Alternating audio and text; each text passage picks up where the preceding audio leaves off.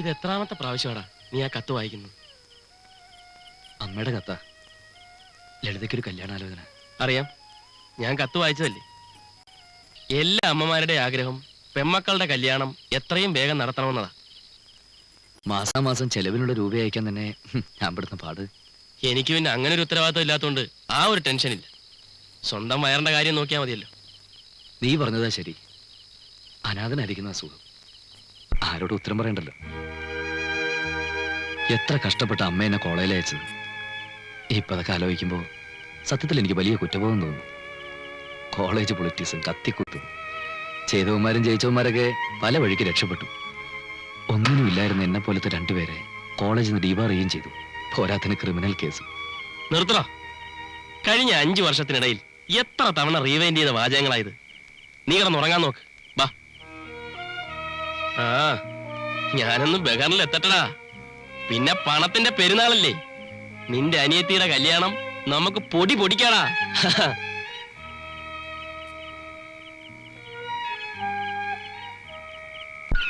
വിവാഹ ജീവിതത്തിന്റെ ഓർമ്മക്കുറിപ്പാണ് വിവാഹ സാരി. വിവാഹ സാരികൾക്ക് മഹത്തായ പേരാണ് ആർ.എൻ.പി ടെക്സ്റ്റൈൽസ് ആറ്റിങ്ങൽ. 75 വർഷത്തെ പാരമ്പര്യവുമായി ആർ.എൻ.പി ടെക്സ്റ്റൈൽസ് ആറ്റിങ്ങൽ. ചാകുണ്ണി, എടോ ചാകുണ്ണി. ഓണമെന്ന ചിത്രത്തിന് വേണ്ടി ജാനകി പാടിയ ഗാനത്തെ തുടർന്ന് യേശുദാസും പാടിയത്. എന്താടോ ഞാനിവിടെ വന്ന് തനിക്ക് ഇഷ്ടപ്പെട്ടില്ലേ? ഇതെന്താണ് പണ്ടാരെ ഇങ്ങനെ ചോദിക്കണത്? തായ കുറ്റിച്ചൂലം കൊണ്ട് എന്നെ തല്ലാൻ വരിക? കേക്കണണ്ട, ഞാൻ ആ ക്ലോസറ്റ് ഒന്ന് കഴുകായിരുന്നു.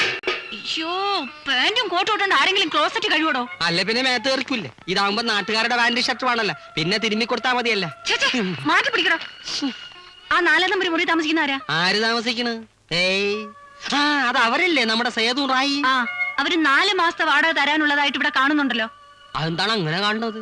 അപ്പൊ തരാനുണ്ടാവും. അവര് പണ്ടേയുള്ള പാർട്ടീസ് ആണല്ലോ. അതുകൊണ്ട് വാടക തരണ്ടെന്നാണോ?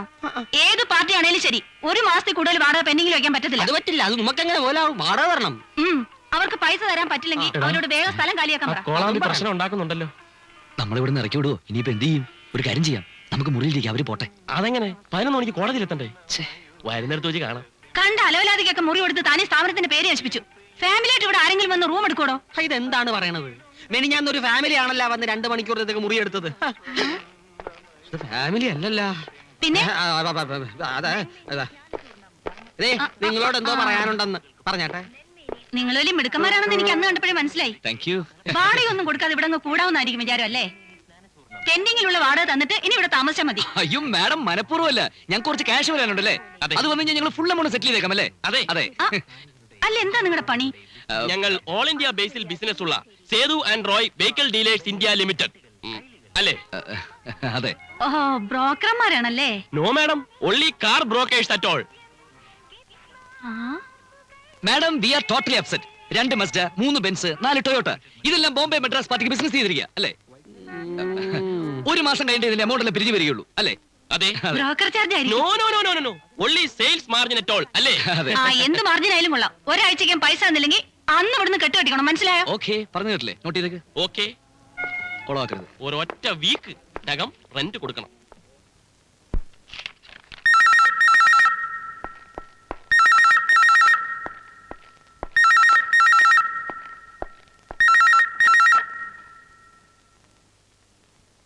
ഹലോ, മേനോ സാറോ?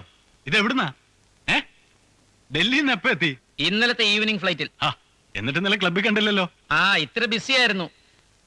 പിന്നെ ഞാൻ തന്നെ വിളിച്ചത് എന്തായിടോ ഫ്രാൻസിന്റെ കാര്യം? അയക്ക് പണം തരാൻ ഉദ്ദേശമൊന്നുമില്ലേ? അതെ സാർ, അയാൾ ഉദ്ദേശിച്ചതുപോലെ ഫണ്ട് റേസ് ചെയ്യാൻ പറ്റിയില്ല. ബാങ്കിൽ എന്തോ പ്രോബ്ലംസ് ഉള്ളത് കാരണോ? അതൊന്നും എനിക്കറിയണ്ട. ഇനി അവധി പറയാനാ ഭാവമെങ്കില് ഫാക്ടറി മറ്റാരെങ്കിലും കൊടുക്കും. എല്ലാം നമുക്ക് ശരിയാക്കാം മേനോ സാറേ. ഞാൻ ഫ്രാൻസിസിനോട് ഒന്നുകൂടി സംസാരിക്കട്ടെ. അല്ലെങ്കിൽ വേണ്ട, വൈകിട്ട് ക്ലബ്ബിൽ വെച്ച് കാണാം. നമുക്ക് ഒരുമിച്ചിരുന്ന് കാര്യങ്ങൾ സംസാരിച്ച് സോൾവ് ചെയ്യാം. എന്താ പോരെ? എന്താന്നറിയ, കക്ഷികളൊക്കെ വന്നിട്ടുണ്ടോ? എത്തിയിട്ടുണ്ട്. ഇന്ന് ഏതാ ആദ്യത്തെ കേസ്? നമ്മുടെ ചാക്കോ മലയാളിയുടേതാ, അതിർത്തി തർക്കം. സാക്ഷികളൊക്കെ വന്നോ? ഇല്ല, ഇപ്പൊ എത്തും. എന്തോന്നാടോ ഇത്? ഇനി എപ്പോ എത്തിയിട്ട് കേസ് പിടിപ്പിക്കാനാ? ഇപ്പൊ പഴയ പോലെ കള്ളസാക്ഷി പറയാനൊന്നും ആളെ കിട്ടത്തില്ല. എല്ലാരും രാഷ്ട്രീയത്തിലും ഗൾഫിലും അല്ലേ. ഇത് പിന്നെ നമ്മളെ സ്ഥിരം സാക്ഷികളാ.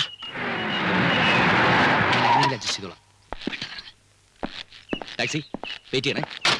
Good morning sir. സോറി, അല്പം ലേറ്റ് ആയി പോയി. ചന്ദ്രശേഖരൻ വക്കീലിലെ കേസ് കഴിഞ്ഞിട്ട് വരുന്ന വഴിയാ ആറ്റിങ്ങില് പുള്ളിക്കാരൻ വിളിച്ച പോകാതിരിക്കാൻ പറ്റും പിന്നെ? അതിന്റെ റിഹേഴ്സൽ ഇപ്പൊ കഴിഞ്ഞുള്ളൂ. ഇനി ഇത് കഴിഞ്ഞിട്ട് വേണം ഞങ്ങൾക്ക് അങ്ങോട്ട് പോകാൻ.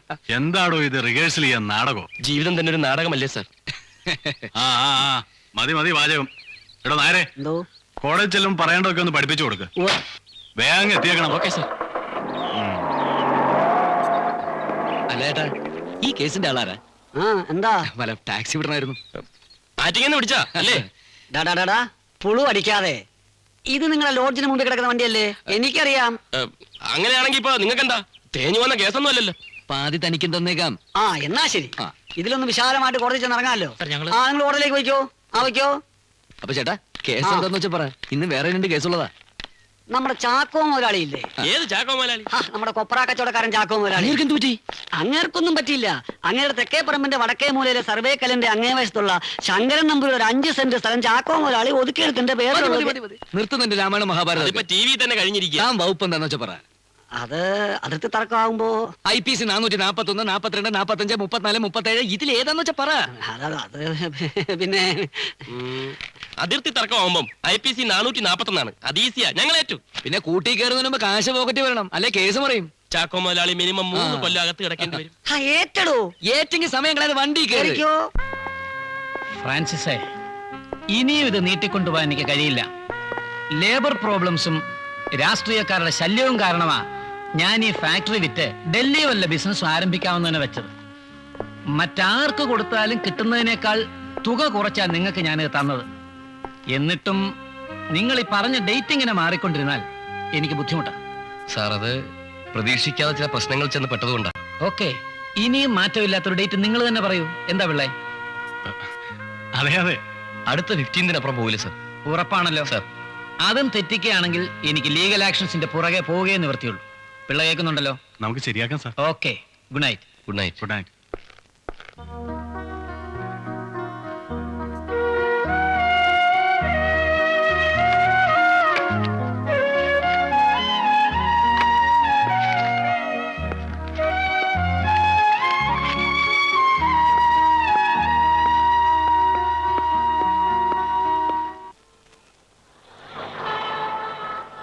Auto auto auto auto.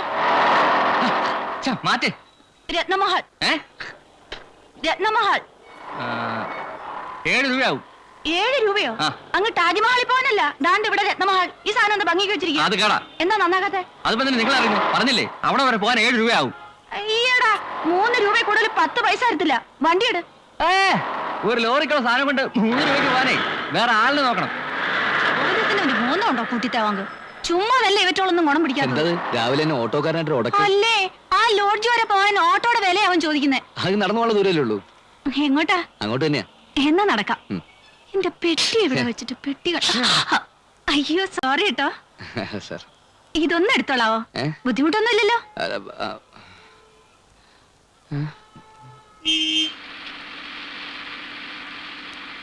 അല്ല, രാവിലെ ഇത് എവിടെ പോയിട്ട് വരിക? പോസ്റ്റ് ഓഫീസ് വരെ. ആഹാ, അപ്പൊ സമ്പാദ്യമൊക്കെ ഉണ്ടല്ലേ? കുറെ ഉത്തരവാദിത്തങ്ങളും ചുമതലകളും. അതാണ് എന്റെ സമ്പാദ്യം. ഓരോ മാസവും വീട്ടിലെ ചെലവിനുള്ള കാശ് അയക്കുന്നത് എങ്ങനെയാണെന്ന് എനിക്കും ദൈവത്തിന് മാത്രം അറിയാം. മകൻ പട്ടണത്തിൽ ഏതോ വലിയ കമ്പനിയിൽ ജോലി ചെയ്യുന്ന ഭാവം അമ്മ ധരിച്ചിരിക്കുന്നു.